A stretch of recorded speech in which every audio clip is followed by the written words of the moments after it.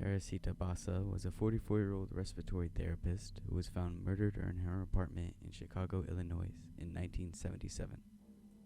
The case remained unsolved for several months until a series of events led to the arrest and conviction of her killer. This is a story of the woman who named her own killer, Teresita Basa.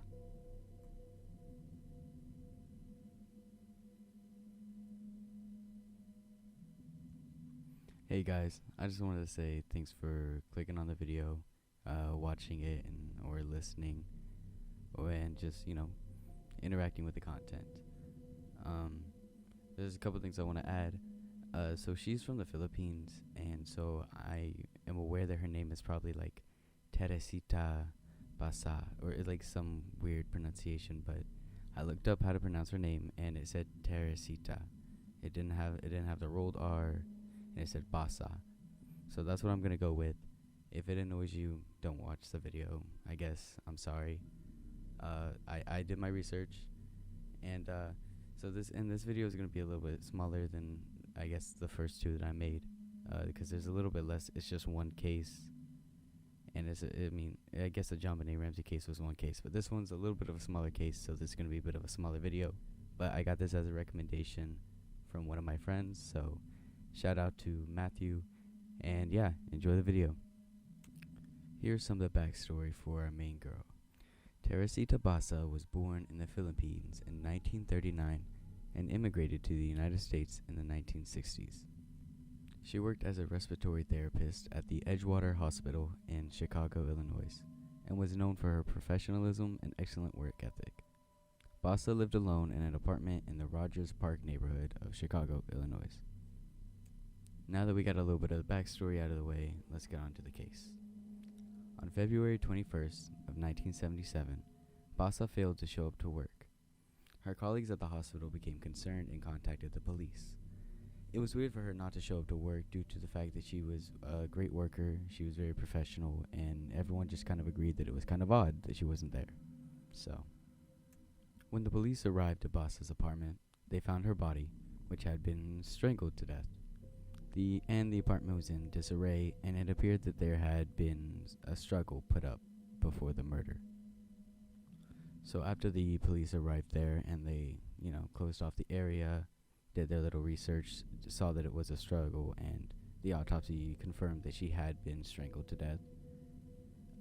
Other than that, there wasn't really anything else to go on, at least from the research that I found. I couldn't find anything else, so that's kind of what they were working with. So initially, the investigation into Basa's murder did not yield any significant leads. However, several months after the crime, a detective assigned to the case received a phone call from a woman named Remy Chua. Her name is spelled Remychua, so Remy Chua. That's how I'm gonna say it. Anyways, Chua told the detectives that her roommate, Alan Showery, it's shower with a Y, Showery, he had been possessed by the spirit of Teresita Basa. According to Chua, Showery had been behaving strangely and had been talking about Basa's murder. It was later discovered that Showery was a co-worker of Basa, and he had told people that he was going to her house to repair her TV that day.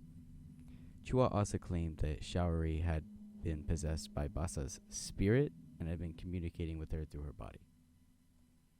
Yeah, that's what this case is. It's a ghost story, kinda. It's a true crime cold case, but not really a cold case because there was a conviction. But yeah, it's a ghost story, essentially. So as you can imagine, the last part there about being possessed by Teresita's spirit, kinda, threw the cops off. Historically, some cops across the world have used mediums and psychics and stuff to help solve murders, but I don't know if that was ever really a big thing in the States. I know in some regions where spiritual energies and stuff like that, it has been historically a big part of it, but it's a bit of a weird thing to do here in the States. So the detective that had received the call from Chua was initially skeptical of her claims, but decided to investigate it further because why not?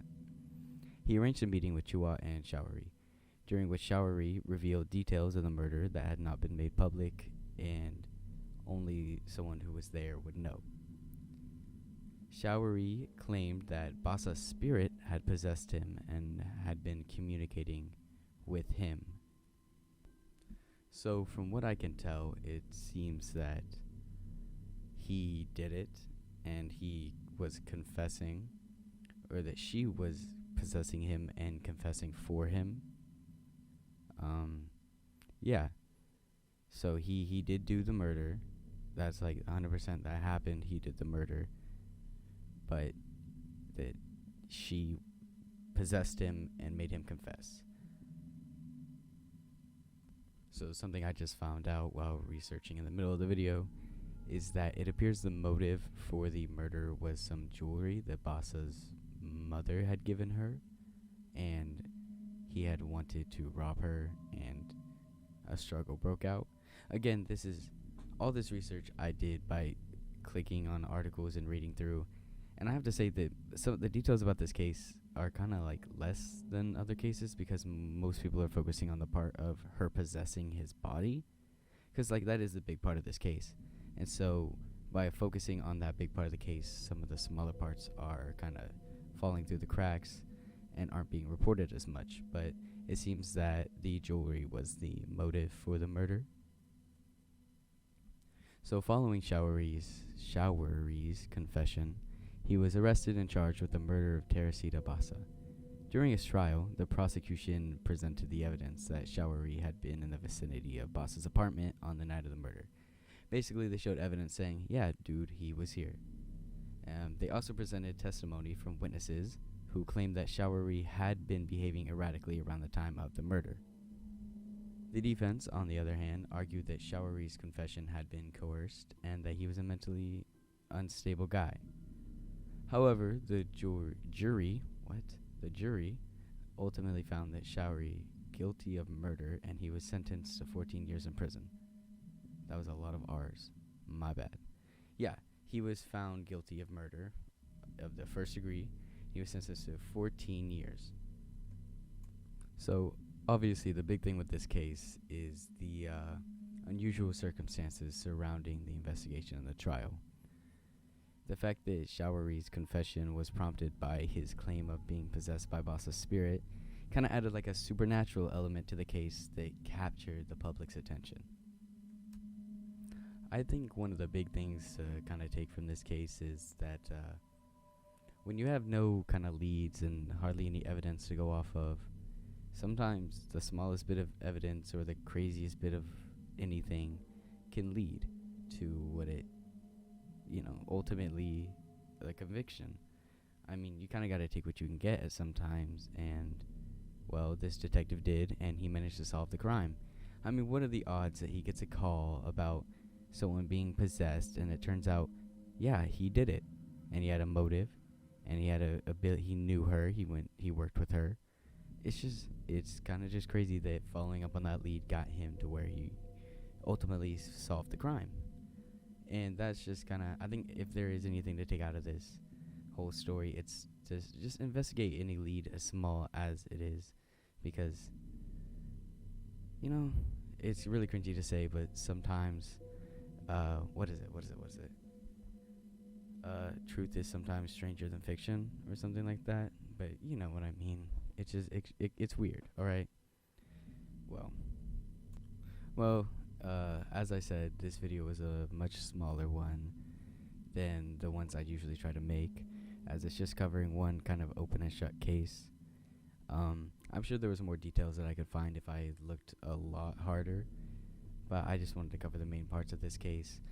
I think a lot of the smaller details are kind of pushed under the rug in order to showcase how crazy this case is, so it's a lot harder to find other stuff on this case. With that being said, I think I should add that I don't know if I personally believe in ghosts that much. I mean, yeah, maybe they exist, maybe they don't. Why does it matter to me? You know what I mean? So I can't really get scared or too big into these kind of cases. But hey, if my viewers or my friends like to hear these kind of cases, I'm more than willing to talk about them. So shout out to Matthew for this case. And if anyone watching has any kind of case they want me to talk about, just throw it down there in the comments. And yeah, thanks for listening, watching, whatever. Have a nice day.